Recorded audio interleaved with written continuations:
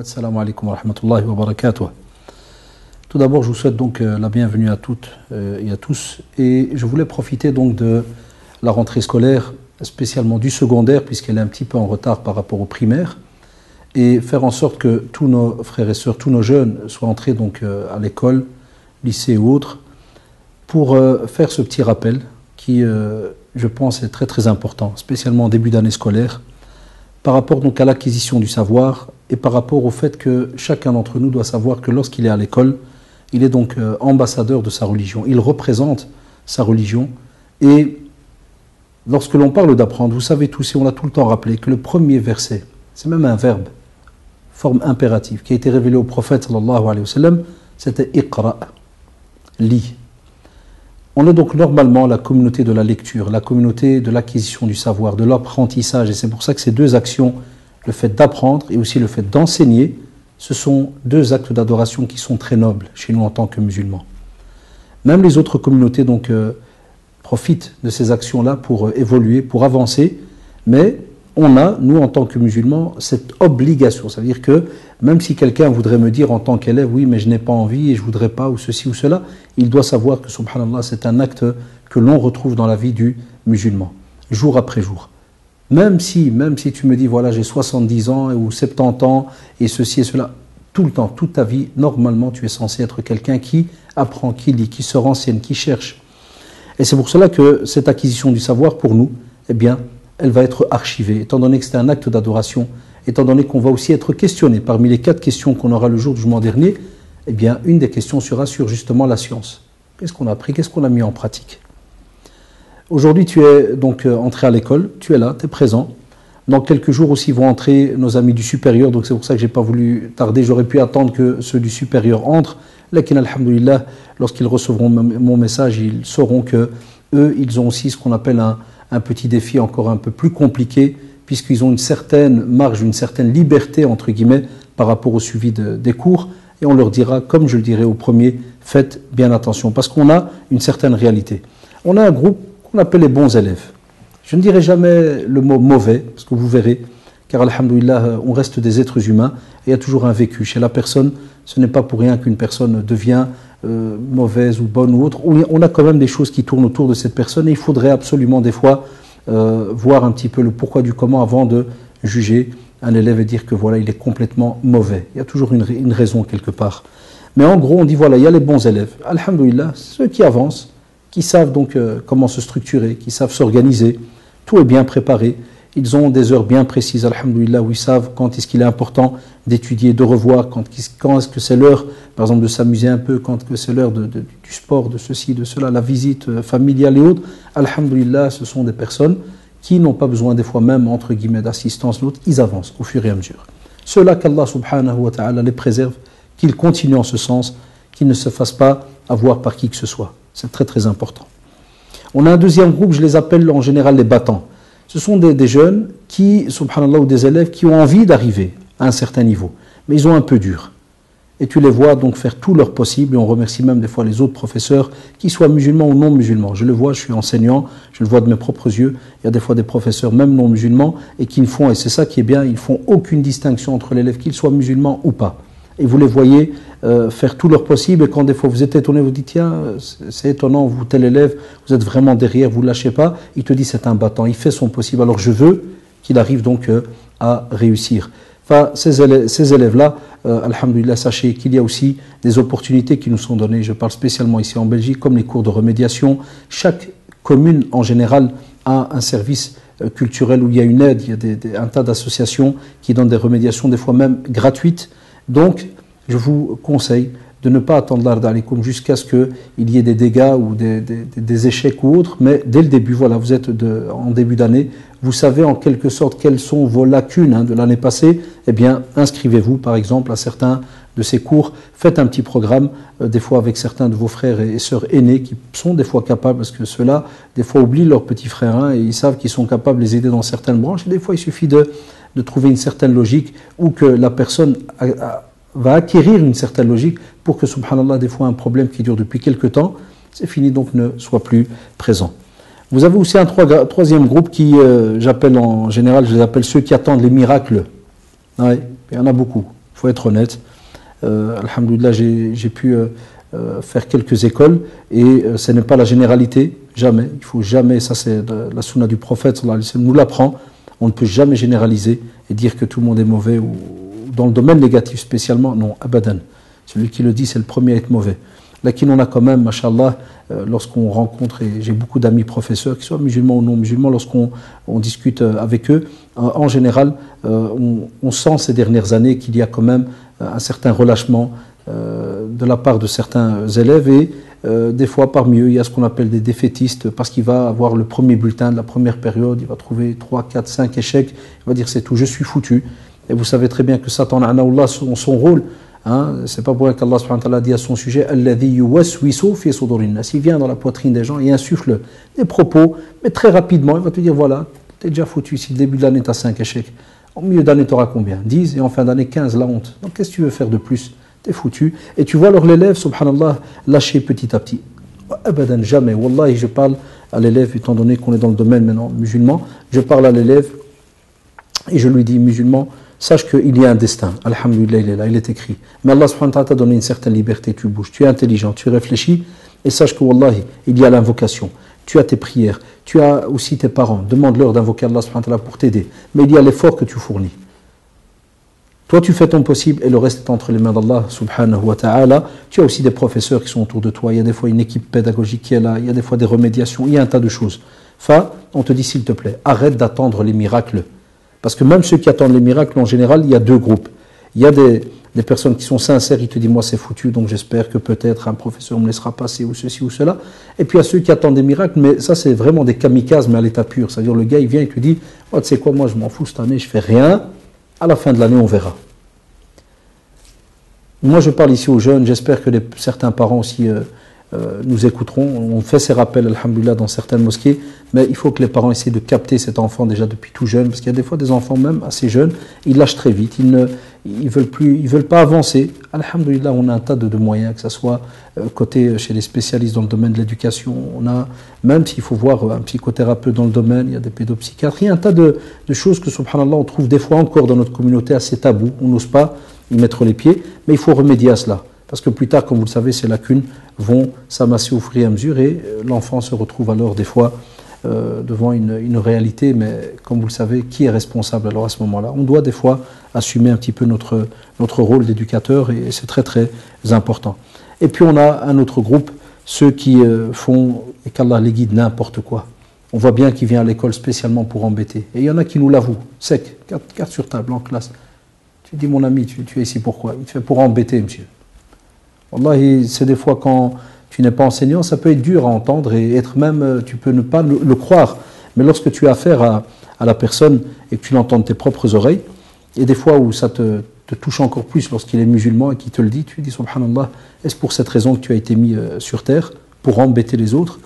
Je ne parle même pas, et c'est pour ça qu'il faut être franc. Quand on parle, il est important dans ce domaine d'être franc, je ne parle même pas de celui qui choisit qui va embêter. Et il faut être honnête, on a même des personnes qui, subhanallah, des élèves qui vont te dire moi si c'est un professeur qui est musulman, ceci, cela, je vais avoir tel comportement. Si c'est un professeur qui n'est pas musulman, je vais avoir un autre comportement. Et ça on le voit puisque même les professeurs non musulmans, ils le disent, ils viennent chez nous, nous font la remarque dans les couloirs. Comment se fait-il que lorsqu'ils sont avec vous, ils sont réglo? Comme on dit chez nous, ils sont nichés, ils ne bougent pas. Et comment se fait-il qu'une fois qu'il est avec son titulaire qui est non musulman par exemple, cet élève, subhanallah, montre un comportement exécrable. Islamiquement, wallahi, c'est interdit. Là, yajouz, tu peux raconter ce que tu veux. Ton rôle d'élève est, subhanallah, de venir d'étudier, d'apprendre, d'acquérir des compétences, de sortir, inshallah, de tes études avec des compétences. Non pour venir trier tel professeur ou pas, ou ceci ou cela. Cela est interdit, et sachez qu'Allah, tu en seras questionné. Pourquoi? Parce qu'il y a aussi un effet de groupe. Connu chez les psychologues, l'effet de groupe va faire que, étant donné que toi, tu n'as pas envie d'étudier, tu as envie d'avoir avec toi quelques clients, parce qu'il faut bien remplir le programme de la journée. Et à ce moment-là, comme vous le savez, le tri va commencer à se faire. L'effet de groupe, on a peur de ne pas être dans le groupe des grands, le groupe des forts, le groupe des ceci, des cela, la petite bande là. Les parents, des fois, ne sont pas au courant de ce qui se passe. Et toi, tu es là, mashallah, à essayer de dévier tes collègues par rapport à ce noble travail qui leur a été demandé, qui est donc d'apprendre pour plus tard être des citoyens qui soient, alhamdoulilah, capables de fournir quelque chose dans le pays dans lequel donc ils vivent. Et ces personnes-là, tu les trouves, soit tout le temps arrivent en retard, soit te perturbent le cours, pas d'affaires scolaires et ainsi de suite. Non, on te dit de l'ard d'Alik, cher frère, chère sœur, si tu m'entends, et je sais qu'il y a beaucoup de jeunes des fois, parce qu'ils me l'avouent dans certains mails ou dans Facebook en privé, comme quoi ils font n'importe quoi. Il y en a qui l'avouent clair et net, ils disent moi je vais à l'école pour embêter, s'il te plaît, Allah, si tu m'entends, sache que wallahi, ce que tu fais là est illicite et tu devras rendre des comptes auprès d'Allah subhanahu wa ta'ala. Et une injustice lorsqu'elle est faite, wallahi, même si c'est à l'encontre d'un non-musulman. Il y a plein de jeunes qui ont en tête comme ça des drôles de théories, ils se disent non parce que c'est un professeur non-musulman, je peux l'embêter. Ittaqillah, crains Allah, qui t'a dit ça? Où est-ce que tu as lu cela? Donc fais attention par rapport à ce point-là. Troisième point, le respect. Le respect est important, et shabab, cela est indiqué, alhamdulillah, dans notre religion. Inna akramakum indallahi atqakum. Celui qui a le niveau le plus élevé auprès d'Allah, celui qui a une certaine piété. Et celui qui a une certaine piété, c'est quelqu'un qui respecte. Il respecte tout d'abord sa relation entre lui et Allah, il respecte les préceptes coraniques, de la sunna. C'est quelqu'un aussi qui respecte les gens qui sont autour de lui en partant de ses parents, ses frères et sœurs, sa famille, même les voisins musulmans et non musulmans. Et on le sait, et c'est indiqué dans notre religion. Donc le respect, quand tu es à l'école, il commence d'abord par la direction. Que ce soit le directeur, le préfet, le proviseur. On le voit des fois dans certains établissements. Hein, le professeur, le directeur, excusez-moi, ou bien le préfet, comme on l'appelle dans d'autres institutions, ou le proviseur qui s'occupe aussi, en gros, dans ce qui est tout le domaine aussi de l'éducation, du respect du règlement, le comportement. Hein, il interpelle l'élève et l'élève, des fois, musulman, qui lève la main. Non, je ne viens pas. C'est directement se rebeller contre cette autorité. On doit savoir que chaque structure en tant qu'être humain, et ça a commencé déjà avec la présence du prophète sallallahu alayhi wa sallam, et à sa mort il y a eu, alhamdoulilah, les califes bien guidés qui ont eux-mêmes placé des gouverneurs à gauche à droite. Ce n'est pas pour rien. Et c'est pour cela qu'on retrouve même dans la sunna, quand un groupe de personnes voyage, il y a un amir, il y a un responsable. Donc on a dans notre religion la présence du responsable, mais on ne l'inculque pas beaucoup à nos enfants. Et c'est pour ça que les jeunes doivent savoir que quand quelqu'un est responsable, Allah respecte-le. Voilà, il te demande de venir, tu viens, tu réponds poliment. Il va te parler poliment parce qu'il sait très bien, alhamdoulilah, que c'est dans son domaine. Tu lui réponds poliment, tu avances comme il faut et pas comme on le voit des fois des personnes qui viennent d'une manière ou qui marchent d'une manière arrogante, ils se gonflent parce que le proviseur ou le préfet, monsieur le préfet l'a appelé devant les autres, alors donc il ne va pas admettre et d'en montrer comme s'il était super. Pour entrer dans tout ce cinéma et autres, il n'y a pas besoin. Tu viens, alhamdoulilah, posé, respectueux, et donc ce qui doit être fait ou doit être dit, ou un conseil par exemple, eh bien alhamdoulilah, garde-le, prends-le, parce que c'est pour ton bien plus tard. Des fois on voit des élèves, par exemple, qui ne font pas attention dans le domaine du règlement pour l'habillement. Combien d'élèves viennent des fois habillés en training à l'école, alors qu'on sait très bien que ce n'est pas une heure de sport, c'est une heure de cours. Et des fois, alors quand le proviseur va interpeller l'élève, ou bien le préfet ou l'éducateur, tu vois l'élève des fois qui va commencer donc à discuter et à rejeter certaines règles. Là, tu sais très bien, tu as signé un règlement d'ordre intérieur lors de ton inscription. Il y a un tas de choses qui vont t'aider parce que plus tard, lorsque tu devras travailler, tu sais très bien que tu devras être quelqu'un de structuré. C'est à l'école que tu apprends aussi, alhamdoulilah, chez toi à la maison, que tu apprends ces règles pour apprendre plus tard à te structurer, à respecter aussi une certaine manière d'être et de travailler aussi.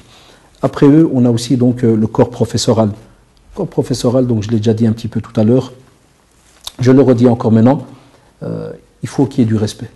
Donc ça, c'est quelque chose de primordial, parce qu'on oublie des fois qu'un professeur, c'est quelqu'un qui a aussi une vie de famille. Et les professeurs, beaucoup de jeunes ne sont pas au courant que tous les professeurs ne sont pas les mêmes dans leur formation, dans les choses qu'ils doivent préparer. Vous savez, il y a par exemple, quand tu prends un professeur, un titulaire, il a des fois un travail mais faramineux par rapport à un prof de religion. Rien à voir.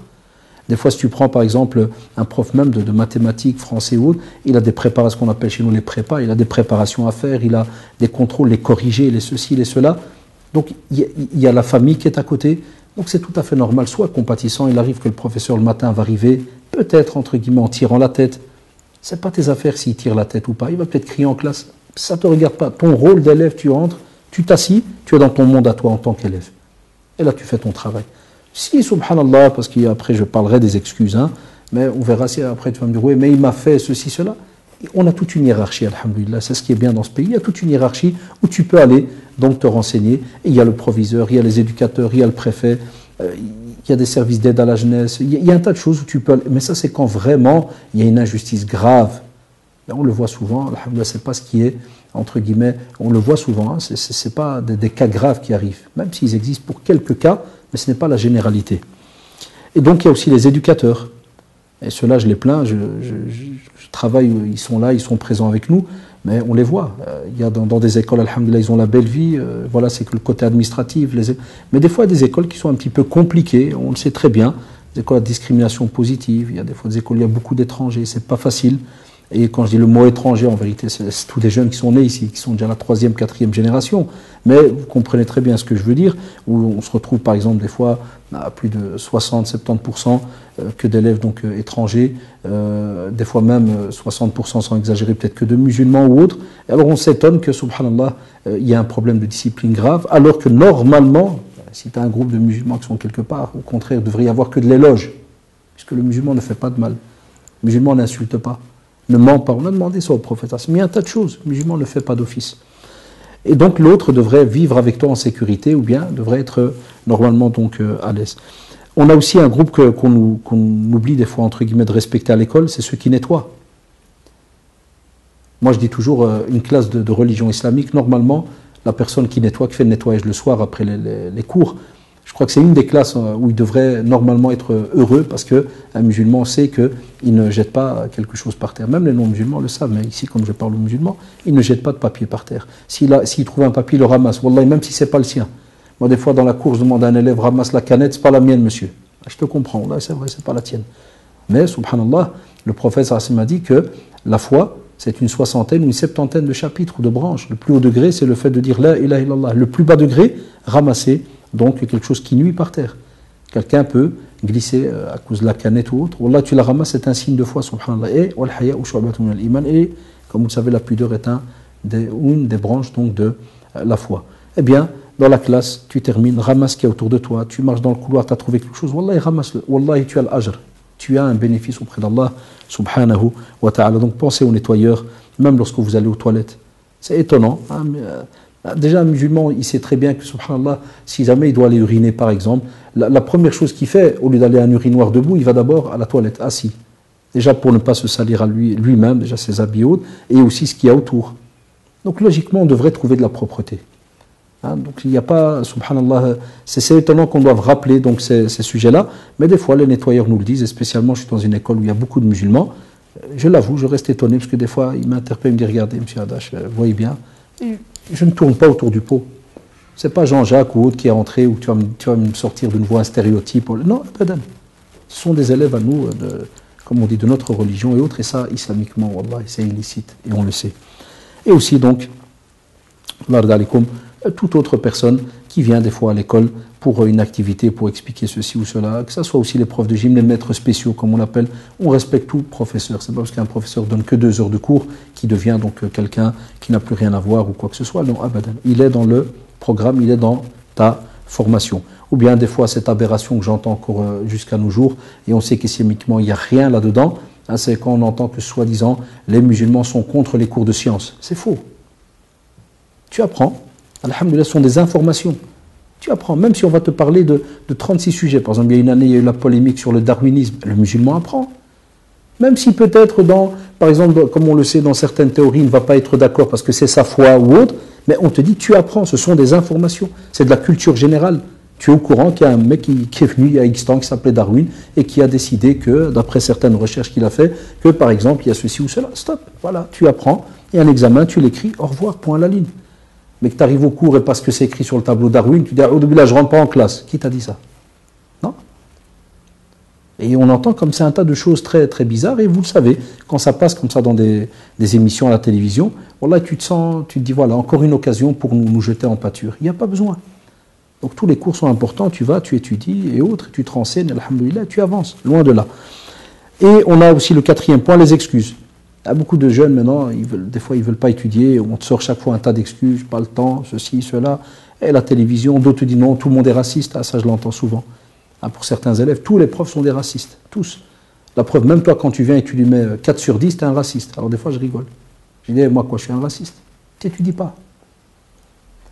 En plus, on va dire, allez, je vais suivre la théorie, on va dire que voilà, tel professeur, il est raciste. Ben, toute une classe remarque quand quelqu'un est vraiment le raciste. À côté de cela, on l'a dit, il y a un tas de hiérarchie, il y a des lois. C'est dans un pays de loi, donc un pays de droit. Donc à ce moment-là, tu as des parents aussi. Tu peux aller te renseigner, discuter avec le proviseur, avec monsieur le préfet. Il y a un tas de choses avec le directeur, il y a un tas de structures, alhamdoulilah, qui te sont proposées, qui sont à tes services. Et tu avances. Amma, tu viens et tu arrêtes tout en disant chaque fois non, c'est raciste, c'est ceci, c'est cela. Il y aura toujours. Et ne crois pas que dans ta vie, tu n'auras pas des moments où tu devras fournir un peu plus d'efforts. Il y aura toujours un effort à fournir. Il n'y a pas le choix. Il y aura, et on ne peut pas espérer ou vouloir que tout le monde va t'aimer, tout le monde va être à tes côtés. Non, il y a des fois des personnes, c'est comme ça. Tu verras à un certain âge, comme nous à notre âge, il y a des personnes, et ça nous arrive, on peut avoir des fois des collègues qui, ça arrive, c'est réel, il ne faut pas faire semblant que ça n'existe pas. Des collègues qui n'aiment pas les Arabes, par exemple. Voilà, ça existe. Des fois même, il te le dit en face. Tu dis, vous savez, c'est des drôles de phrases. Oui, toi, je t'aime bien, je te respecte, mais les autres, c'est difficile parce que voilà. Mais quand tu avances avec lui étape par étape, en gros, wallahi, en gros. Et vous savez très bien, on est dans le domaine de la prédication et de la discussion avec les gens et des rencontres. J'ai fait les visites au centre islamique, je m'occupais des écoles qui venaient de l'extérieur et autres pendant plus de 10 ans. En général, tu vas trouver que cette personne a subi quelque chose de la part d'un pseudo-musulman. Voilà, soit un arrachage de sac, soit des insultes, soit, ou bien même dans le quartier, parce qu'il a fait un jour une remarque, le lendemain la voiture elle est griffée complètement. Même nous, ça nous arrive. Même moi, ça m'est arrivé. Donc il ne faut pas... Et alhamdoulilah, voilà, c'est comme ça. L'être humain, il est ce qu'il est. Alors, s'il te plaît, ne reste pas bloqué par rapport à ce problème-là. Vos cours d'à côté, que ce soit par exemple des fois des cours de remédiation, on a des élèves qui savent, qui ont des lacunes, des fois en français, maths, langue, ceci, sciences et autres. Il y a un tas de structures qui existent, on l'a dit. Aussi, les autres cours dans le domaine de notre vie en tant que musulmans, des cours d'arabe, des cours de religion, et ainsi de suite.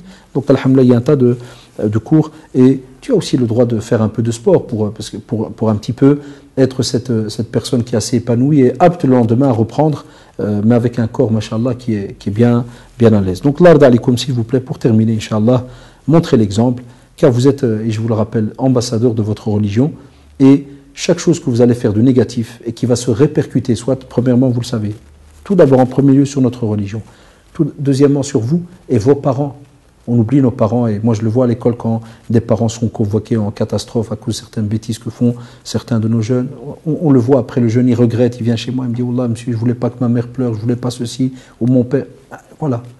On doit réfléchir avant d'agir, c'est très très important.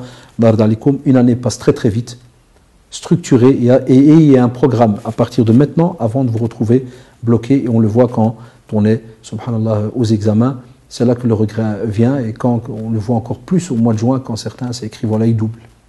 Alors là, il est étonné. Pourquoi? Pourquoi tu as la réponse, hein? Tu t'es réveillé il n'y a même pas 5 jours. Tu crois parce que tu es... comme le font certains, ils restent dans le sous-jour de 3 minutes de plus, une fois par an, ou là 2 fois, on va dire, quand il y a les examens de décembre et au mois de juin, il reste un peu plus. C'est là qu'il y a aussi des parents qui me disent, c'est bizarre, tiens, il prie 2 fois par an, comment ça se fait? Ben oui, je dis, c'est les examens de décembre et il y a ceux de juin. Là, il reprend la prière, là, il reprend les doigts un peu plus, là, tu le vois dans les couloirs, ya Rabbi, ya Rabbi. Tu as délaissé Allah toute l'année. Et tu crois que c'est seulement à ce moment-là que tu vas l'invoquer, et à ce moment-là, tu vas réussir, et puis tu me dis, j'ai raté, oui, pourquoi? C'est des racistes. Ou de nouveau la même chanson. Tu me fais 2 sur 20 partout, et il me dit raciste. Regarde les autres, alhamdoulilah, ils réussissent. Pourquoi? Tu as des autres frères et sœurs musulmans à toi, et même d'autres qui sont de d'autres religions, ils réussissent. Et la même chose, tu vas encore me dire, oui, mais le professeur, il ne m'aime pas. Il y a des recours. Tu as le droit d'aller voir ta copie. Tu as le droit, c'est ça qui est bien, alhamdoulilah. Tu as le droit de faire un tas de choses dans le domaine de l'enseignement, où tu peux aller voir toi-même ta copie. Mais on sait très bien la réalité des choses. Il y a eu des cas où des fois ça peut arriver, c'est très rare, le professeur il se trompe, ça peut arriver. Mais je ne crois pas qu'un professeur va se tromper de 18 sur 20 et te mettre 8 sur 20. Bon, le 1 qui a sauté, en général, bon, c'est flagrant parce que quelqu'un qui fait tout le temps du 18, c'est un élève qui est connu, on sait, en général, dès qu'il y a ce petit accident, on voit même les professeurs sont étonnés, tiens, comment ça se fait, qu'est-ce qui s'est passé et autres. Non, donc, l'ard alikum, je le rappelle, et ce petit rappel, wallah, il est important, je le fais comme d'habitude à moi-même, que ce soit mes enfants, nos amis, nos proches, tous ceux qui nous entendent, et ceux qui sont, alhamdoulilah, entre guillemets pas concernés, ça reste un rappel pour eux, même s'ils sont des bons élèves, mais ils doivent le rappeler donc aux autres. Qu'Allah subhanahu wa ta'ala vous aide durant votre année scolaire, soyez des exemples, faites votre possible pour être de bons élèves, parce qu'on a besoin, comme vous le savez, de citoyens qui soient formés.